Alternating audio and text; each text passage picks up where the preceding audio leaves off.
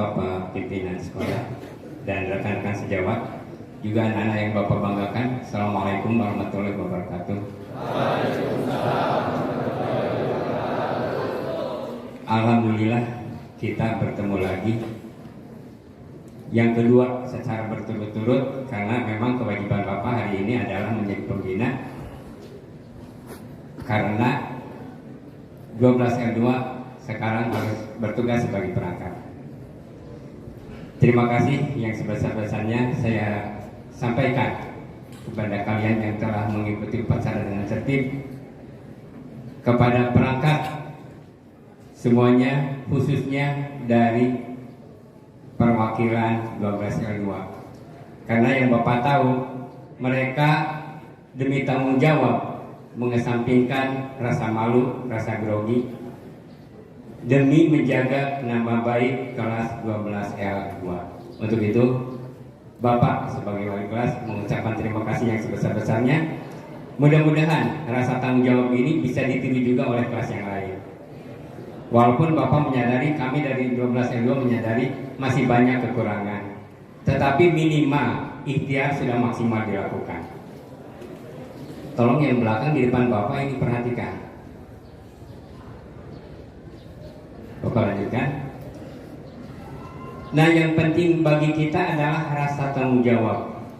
Jadi jangan sampai rasa tanggung jawab itu tidak ada di hati kita masing-masing. Karena dengan tanggung jawab, dengan rasa tanggung jawab, biasanya ikhtiar akan maksimal dilakukan. Kewajiban kita sebagai manusia adalah berikhtiar, sedangkan hasil tidak menjadi wajib untuk berhasil. Tidak menjadi kewajiban untuk sukses, tetapi ikhtiar menjadi kewajiban. Biasanya sukses itu menyertai dari usaha yang dilakukan.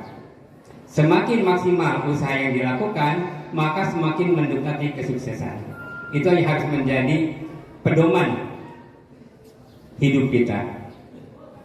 Lalu menyambung dengan pembinaan Bapak pada Senin yang lalu, Bapak mengevaluasi dari hari Senin Bapak jadi pembina, dari hari Senin sampai Jumat Bapak perhatikan, kelihatannya tidak signifikan perubahannya. Tidak ada perubahan yang besar pada diri kalian umumnya. Karena Bapak lihat masih banyak yang memakai ini kalung, masih banyak yang memakai gelang, masih banyak rambut yang tidak sesuai dengan ketentuan sekolah. Hanya ada beberapa orang yang kelihatannya bisa berubah. Mudah-mudahan beberapa orang yang berubah ini menjadi motivator untuk yang lainnya berubah. Karena terus terang, dengan sikap yang kurang memenuhi kriteria syarat-syarat untuk menjadi tenaga kerja, sangat susah untuk menjadi tenaga kerja. Tidak akan ada perusahaan yang mau menerima kita kalau penampilan kita masih kelihatannya bukan orang yang bertanggung jawab. Kalau Bapak lihat di lembaga-lembaga pelatihan, kebetulan Bapak pernah ke Karawang atau ke beberapa tempat di DLK di Bandung, peserta pelatihan itu rata-rata sudah berambut cepak ala militer. Malah kalau Bapak yang terakhir ke Karawang, itu rambut itu 0 mm. Artinya apa? Artinya botak. 0 mm.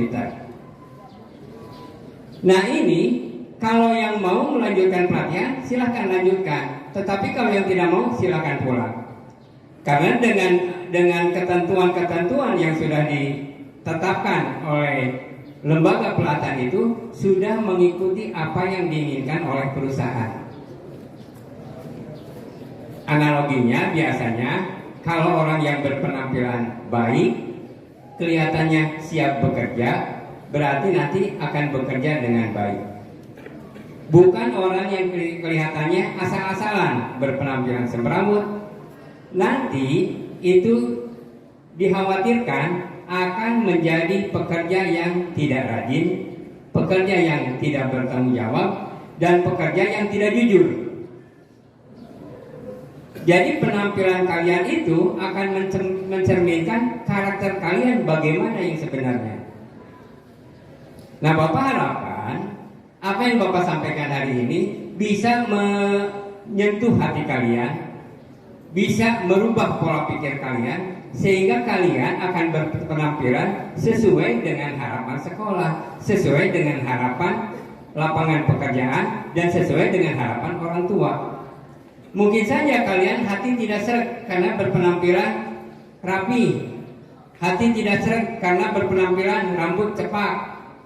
Tetapi harus kalian ingat bahwa masa depan kalian itu kalian yang menentukan.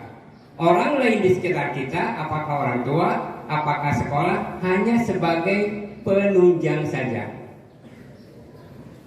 Apalagi di Al-Quran disebutkan bahwa Allah tidak akan merubah nasib suatu bangsa kecuali dia merubah sendiri. Kalau bangsa itu kan banyak, kita sekarang terapkan pada pribadi masing-masing. Kita tidak akan berubah nasib kalau kita sendiri yang tidak merubahnya. Bapak lihat beberapa orang, beberapa sampel.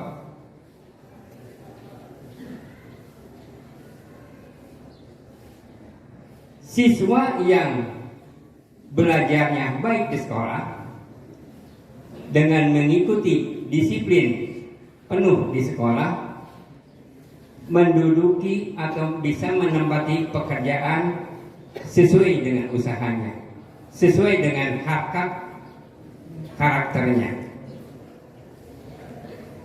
Tapi sebaliknya, kalau siswa yang berpenampilan asal-asalan, belajarnya asal-asalan, ketika dinasihati seperti ini tidak mendengarkan, itu Bapak melihat sampel yang sudah ada itu, maaf Bapak bukan menghinakan atau merendahkan profesi seseorang, tapi kita kan harus mengukur bahwa kita sekolah di SMK harus di jenjang yang seperti apa.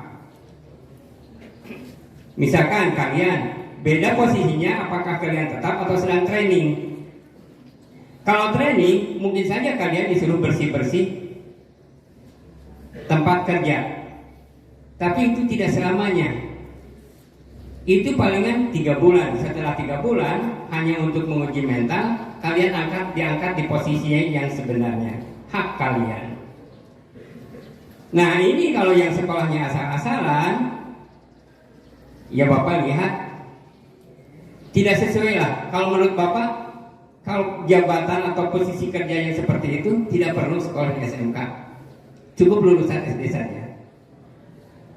Apakah itu cleaning service, apakah itu yang pekerjaan yang lainnya, tapi kita harus sadar bahwa posisi kerja kita adalah harus sesuai dengan lulusan SMK, yaitu mengisi lapangan kerja di tenaga kerja golongan menengah, artinya bukan bawah.